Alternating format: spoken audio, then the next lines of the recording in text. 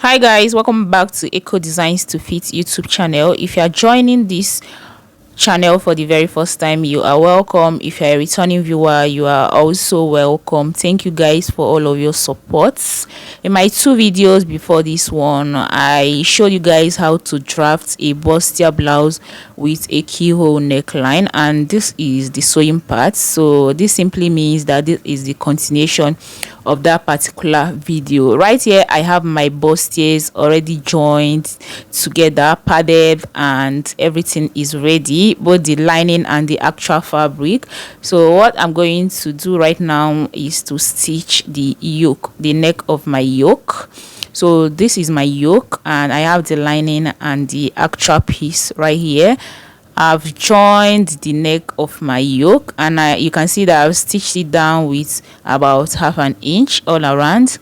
And right now I'm using a scissors to notch around that neckline. And once I am done notching it, I'm going to also top stitch and then quickly go ahead and stitch around the down parts, that is the keyhole line. And you can see where I showed you, I'm going to stop my stitching. I'm not going to extend it to the armhole area. Can you see? So I made sure that my stitches stopped about 2 inches away from my darts. I don't know if you understood me. When I was trying to cut out my keyhole, I stopped right on the darts point, but after everything I figured out it was kind of very small and I extended it about 2 inches away. So this is my keyhole. This is what it should look like. At this point I am done stitching down the yoke. So for me to join this into the main bustier blouse, I am going to go ahead and notch the center of my yoke, and next is for me to place it right on top the blouse, that is my bustier, and I'm going to mark down where the keyhole should stop, that is where the joining of the yoke should stop.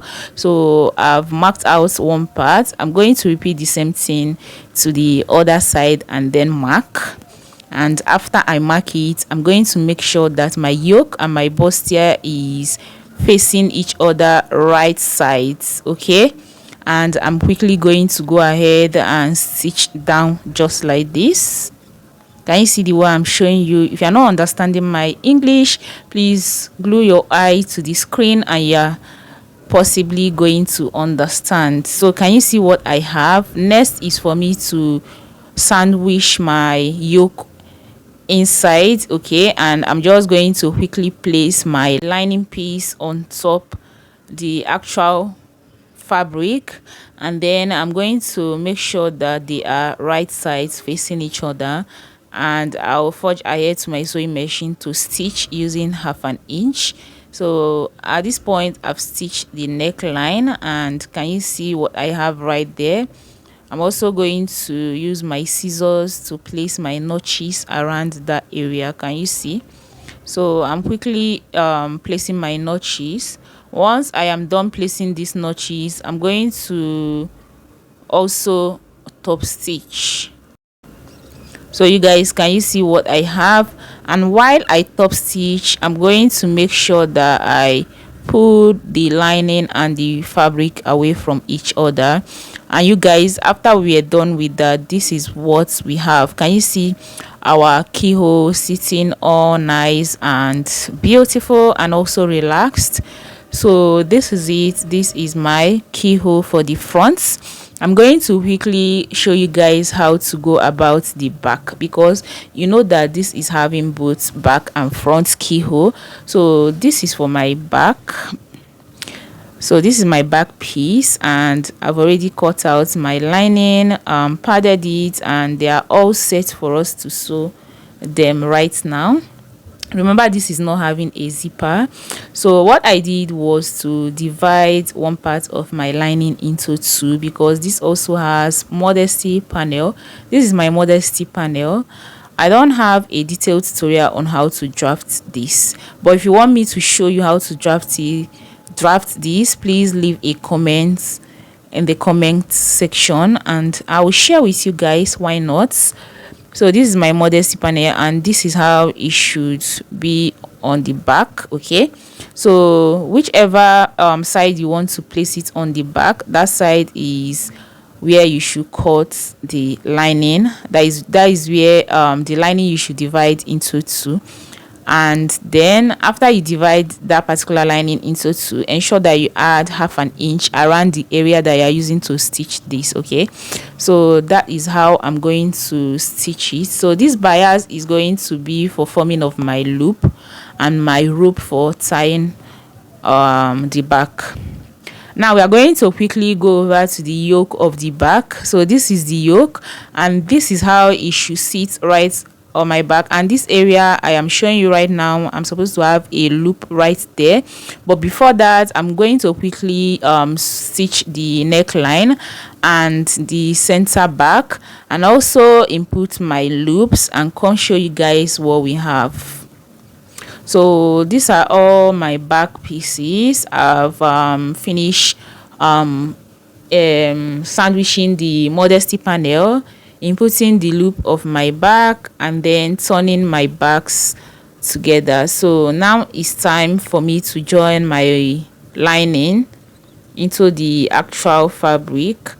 Can you see, guys? So I have my modesty panel sitting right there. Okay, so the turning of the back is a simple one. Okay, the turning of the back with a lining is a very simple one. Okay, so you can see how I'm arranging this. So what I'm going to do is to, first of all, before I turn it with the lining, I've formed my loop. Okay, and I'm going to just check what I have on that center back. Okay, and what I'm going to do is, from the upper part of my back, I'm going to go down by half an inch, and after I go down by half an inch on the hem part, I'm going to go up by half an inch also, and then check what I have remaining in the middle, and then share it equally, and then place in my loops. Okay, I don't know if you guys got what I just explained, but you can keep looking on the screen and you're going to understand me. So this is me trying to divide my loops, and I think I got about 10 loops or so. So I'm going to go ahead and sew in the loops. Okay,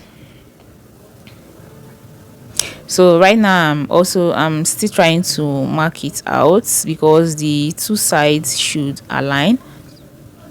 Okay, so I'm using the other parts which I have calculated already to mark out the other side. So now that I've gotten what I want, I'm going to go ahead and sew in my loops. And this my loops, I cut it out at 2 inches interval. Okay, so all of them are 2 inches. So this is the way I'm going to place it. Can you see? And I'm going to try out this style that you crisscross the loops on each other. Okay, so that is what I'm going to use right here. You know, we have different types, ways you can input your loops right on the back of your dress. Okay, so this is one part of it, and that is exactly what, can you see, that is exactly what I did. And you guys, this is looking so beautiful. So you guys, next step is for me to go ahead and sew in my yoke into the back. Okay, so can you see how I'm placing it? I'm just going to quickly go ahead and sandwich the yoke in between the lining and the actual piece, and I'm just going to go ahead and stitch the upper part first of all. And after I stitch the upper part, I'm going to stitch the side back as well, and then the center back. So once I was done with this, I'm going to quickly show you guys what we have right here. So can you see what we have? And this will bring us to the end of this tutorial. So guys, I want you guys to share your thoughts about the outcome of this. Is it looking very beautiful? And if you haven't subscribed at this point, please subscribe, share and like. Then share this video to get more people to see it. And you guys, I will definitely see you in my next one. Bye.